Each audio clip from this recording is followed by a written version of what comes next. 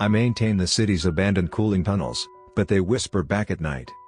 I got the job almost by accident. The city never advertises these positions publicly, they quietly assign them to people who, for one reason or another, don't ask too many questions. I was told I'd be responsible for light maintenance in the underground cooling tunnels, those massive, concrete arteries built decades ago to circulate chilled water beneath office towers and industrial plants. Most of them aren't even used anymore. The towers upgraded to private systems long ago, leaving behind these cavernous passageways of rust, condensation, and darkness. I was handed a key, a flashlight, and an access badge. That was all.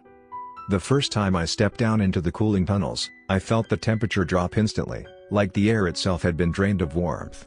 My breath fogged in the beam of my flashlight, and the walls glistened with a thin film of moisture.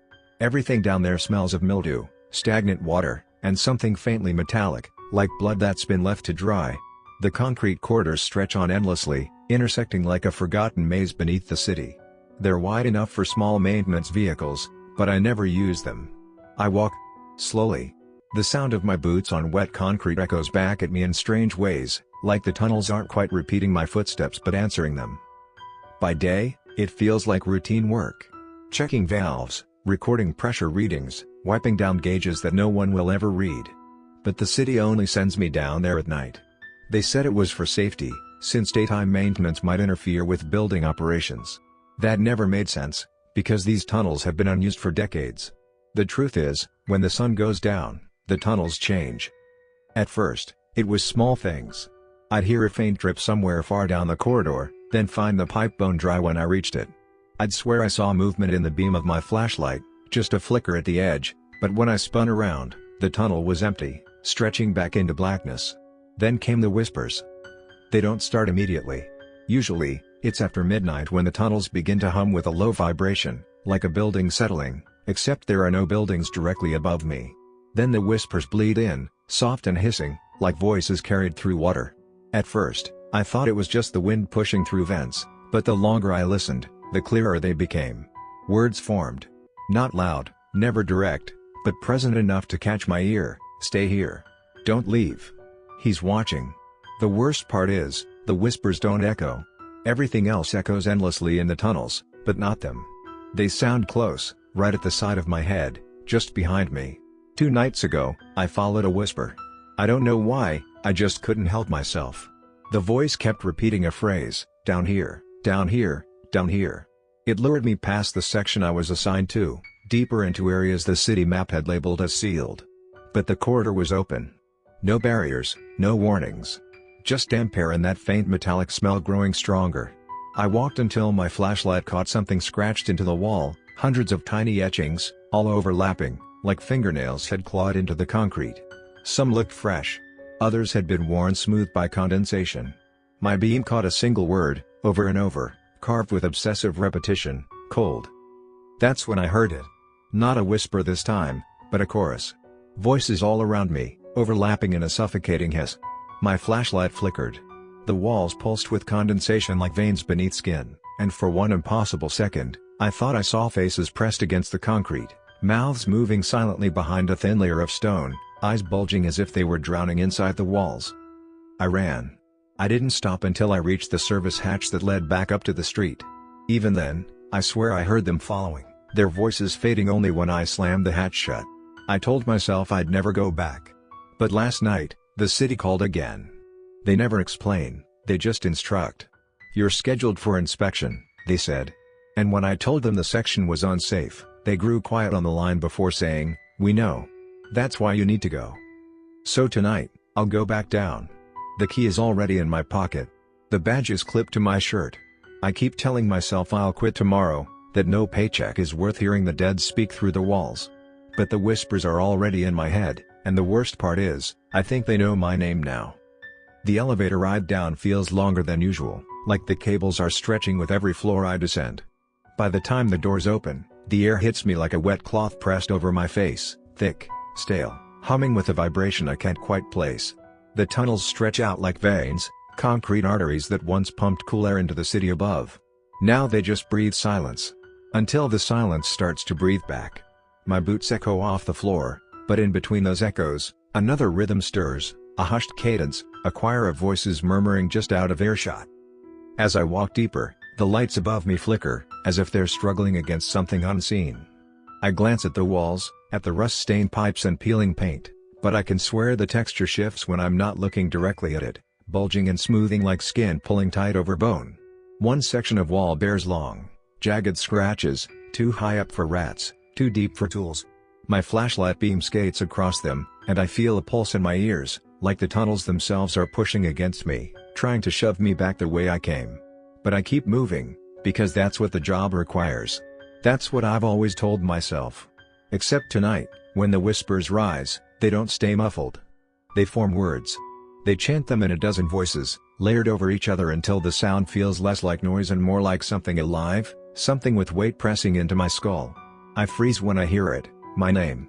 First soft, then stronger, echoing through the tunnels until it sounds like the whole underground is calling for me.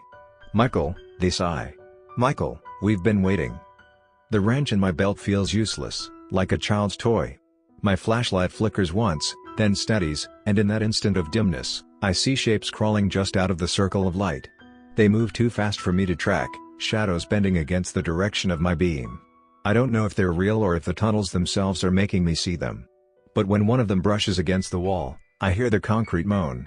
The sound isn't stone, it's flesh, low and guttural, like the tunnels themselves are waking up, stretching muscles that haven't been used in decades. The whispers shift, rising into laughter now, brittle and sharp, like glass breaking underwater. My legs want to run, but my body doesn't obey. It's as if the air has thickened around me, like I'm moving through syrup. A metallic taste coats my tongue, iron and wrought, and I realize I'm breathing something that isn't air. My flashlight beam catches a puddle ahead of me, but the surface doesn't reflect.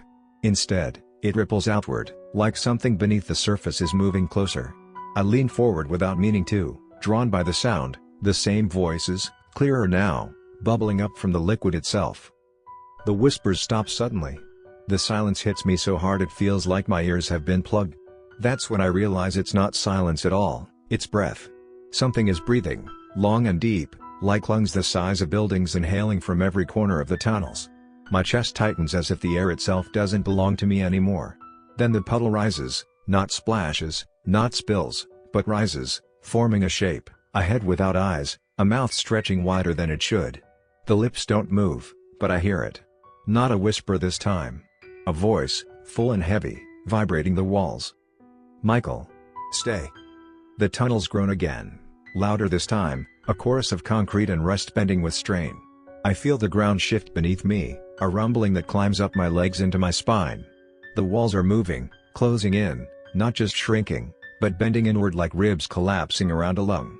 My flashlight dies completely, plunging everything into blackness, and I swear I can feel the walls brushing against my shoulders now. I don't remember dropping my wrench, but the clang echoes somewhere behind me, swallowed almost immediately by the pressing dark. My heartbeat is the only sound left, frantic and uneven, but even that is drowned out as the whispers return. Closer now, right against my ears, warm with breath that isn't mine. I don't know if it's dozens of voices or just one splitting itself into pieces, but they all say the same thing, over and over, until the words bleed into my bones. You were always ours. You just forgot. And then something cold and slick curls around my wrist, pulling me forward into the dark.